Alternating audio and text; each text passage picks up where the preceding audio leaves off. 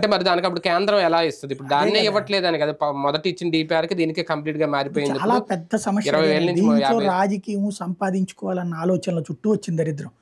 వాస్తవంగా అది రాజశేఖర రెడ్డి హయాంలో 500 కోట్లు, 500 కోట్ల నుంచి 5,000 కోట్లకు తీసుకెళ్ళాడు.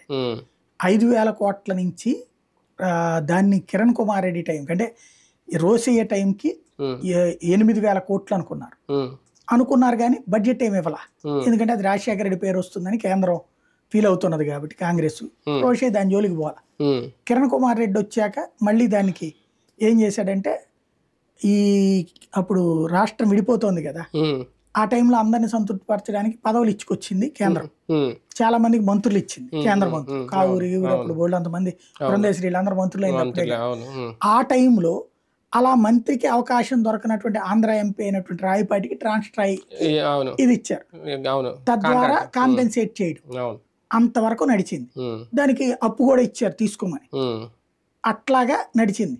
కిరణ్ కుమార్ రెడ్డి టైంలో దాన్ని బడ్జెట్ ఎంతకు పెంచారు? 16,000 కోట్లు చేశారు ఏకంగా. 16,000 కోట్ల బడ్జెట్ హైయెస్ట్. చంద్రబాబు నాయుడు వచ్చాక దాన్ని ట్రాన్స్ట్రాయ్ నుంచి తీసి వేరే వాళ్ళకి ఇవ్వాలంటే రీజన్ ఏంటి? ట్రాన్స్ట్రాయ్ కంటే నవయోగ ఎక్స్పీరియన్స్డా అంటే కాదు.